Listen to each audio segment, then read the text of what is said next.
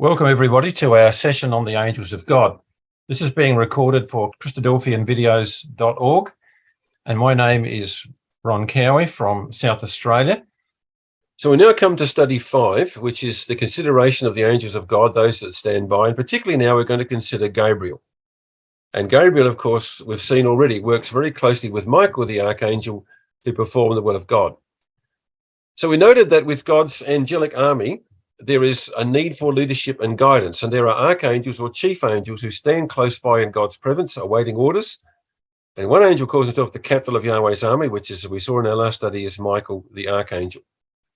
But there are only 2 angels who share the foreknowledge and the timetable that God has in place, and that is Gabriel and Michael. And that's found in Daniel 10, verse 21, that only 2 of them share this knowledge of the timetable of how nations need to be moved. And we're going to see angels sending other angels on particular missions to perform. So let's come to the second of the 2 angels of God's presence, and we come to Gabriel. And with Gabriel, we have 2 distinct works that he does. One of them is to be a communicator, and that's the first role he has, is to communicate. And so he says, he's saying this to Zacharias, I am Gabriel that stands in the presence of God. And there again, you get the idea of standing or stood by. And I am sent to speak unto thee and to show you these glad tidings.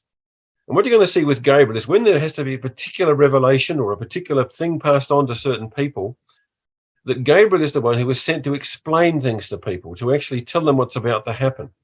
So he is the great communicator from heaven. So whereas Michael's role is to lead and to guide and to make decisions for God, Gabriel's role is to communicate to people, to show to thee these glad tidings. So that's very much the work of Gabriel. Now, when you come to Gabriel, likewise, I believe this is a title rather than his original name. We don't know what these people might have been called when they were in their mortality.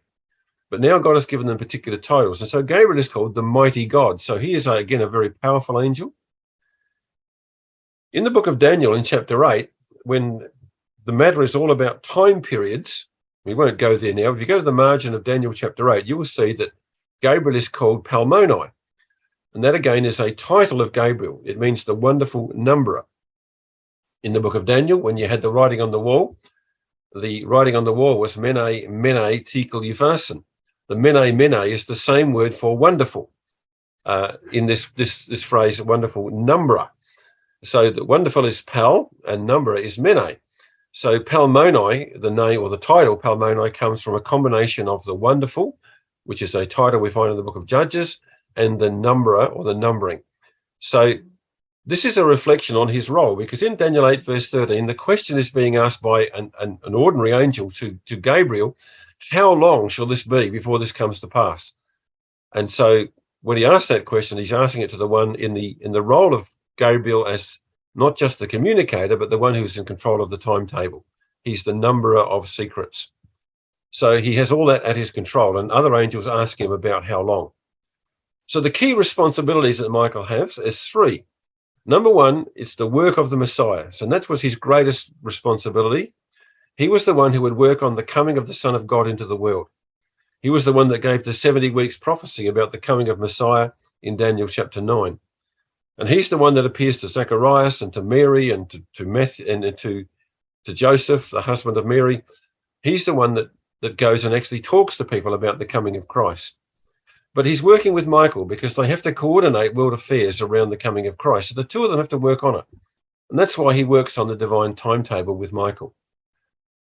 The other role that Gabriel has is to be the communicator, to communicate with men the words of God.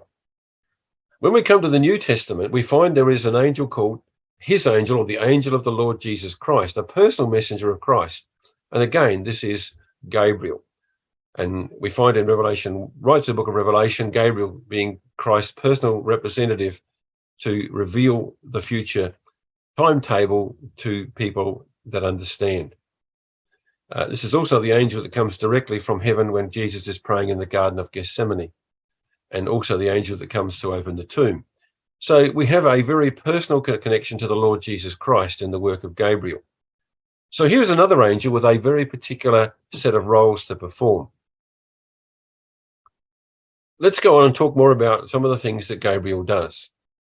Well, in Daniel 8, we find Gabriel being ordered by Michael. So you have this voice thunders out, Gabriel, make this man to understand the vision. So Michael, who's watching over Israel, they see Daniel praying to understand the vision he's just received, and Gabriel is dispatched by Michael to make this man understand. And Daniel says in chapter 9, Gabriel informed me, he talked with me and said, I am now come to give you skill and understanding. I'm come to show you the vision. In Daniel chapter 10, verse 11, unto thee, Daniel, I am now sent. So Gabriel is one who was sent by Michael to go across to Daniel and to reveal these things to him. So again, he is the appointed communicator who takes orders from Michael when that needs to be the case. And particularly in Daniel 10, verse 13, we read about the fact that Michael takes over where Gabriel has been working with the king of Persia. Michael goes and says, look, I will sort out the king of Persia. You go and talk to Daniel. And that's their different roles. So again, here is the communicating angel, this one whose name means the mighty God, but he is particularly involved in communicating and prefiguring the work of Christ by talking about the work of Christ. When you come to the book of Zechariah, right through the book of Zechariah, I've only put a couple of quotations here, but right through the first 6 chapters, you have this voice, the angel that talked with me said this, the angel that talked with me said that. And again, Zacharias has a very personal communication with this angel. He can ask the angel questions. He can get answers from this angel about his questions. And, there's a very intimate conversation goes on between Zechariah and the angel that talked with him. In Luke chapter 1, Gabriel says to Mary, I am Gabriel sent to speak unto thee. So again, he's explaining to Mary his role as the one who communicates the will of God. To the shepherds, behold, I bring you good tidings. And again, it was Gabriel who spoke to the shepherds of Bethlehem. When Paul was on the ship, fearing shipwreck in that great cyclone in the Mediterranean, there stood by me this night the angel of God, whose I am and whom I serve, saying, fear not, Paul. And again, this is the angel of God. This is Gabriel. This is Christ's angel. But you notice what Paul said? He stood by me. And there's that key to the presence of the angel. The angel came and stood alongside Paul and gave assurance that no lives would be lost in that shipwreck. So again, this is Gabriel working in all these places. Come to the Apocalypse with John. It came to one of the 7 angels and talked with me. That, of course, was Gabriel, who was one of those 7 angels. He that talked with me in Revelation 21, verse 15. I fell down to worship for the feet of the angel which showed me these things, Revelation 22, verse 8. And Jesus, closing the book of Revelation, says, I have sent mine angel to testify to you these things in the ecclesia. So there is an angel that Jesus very personally regards as his personal ambassador. So as Michael is God's ambassador, then Gabriel is the ambassador particularly for the Lord Jesus Christ. And Michael continues to work with Israel under God's direction and under Christ's direction now, but Gabriel particularly is Christ's personal representative. A great role for him to do. Some of the communications of Gabriel about Christ in the 70 weeks prophecy in Daniel chapter 9. Before that, you have a lot of messianic psalms. You have a lot of types in the Old Testament. A lot of things were done with Christ in mind. And particularly some of those spirit-guided psalms that David wrote it with messianic intent. I don't think David fully understood the words he wrote. And we're told in Peter that many of the prophets like David wrote down words they didn't fully understand. And even some lesser angels would love to have known what those things were all about. And that's in the 1 Peter chapter 1, verse 10, that the angels are looking over the shoulders of the prophets saying, I don't understand it either. But Gabriel did. And so he made sure that certain words were written that would actually be useful for Christ.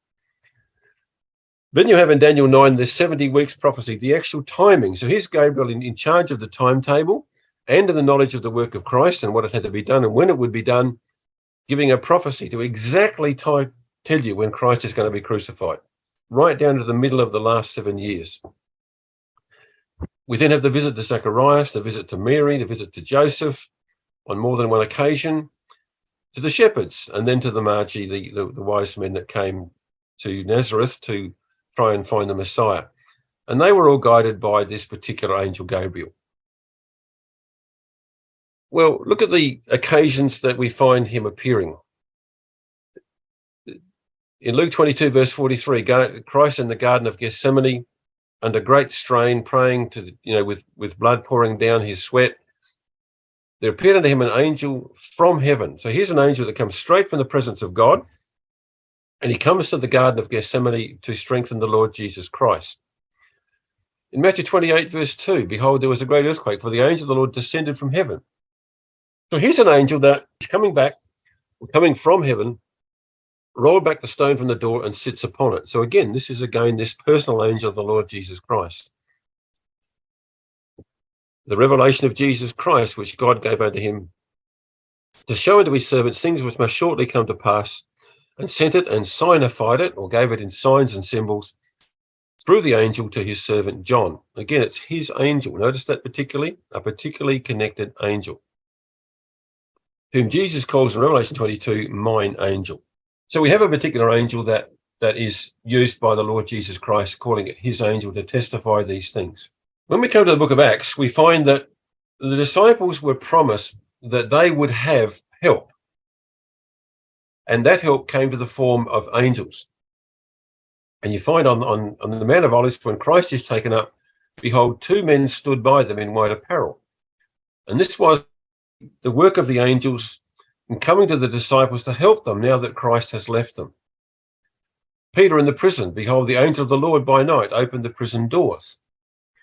Again in Acts chapter 12, behold, the angel of the Lord came upon him, in Peter in prison, and led him out of that prison.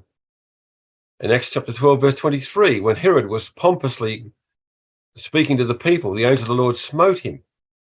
Now, we don't know which angel this was. It could be Gabriel, it could be Michael. But whatever it was, those two angels were working together in Acts chapter 1, and the two angels are here working to protect the apostles now as they protected Israel. So again, we have this help from the angels through the book of Acts. So that's our consideration of Gabriel. In our next session, we're going to look at how these angels work together. So you can see the archangels at work.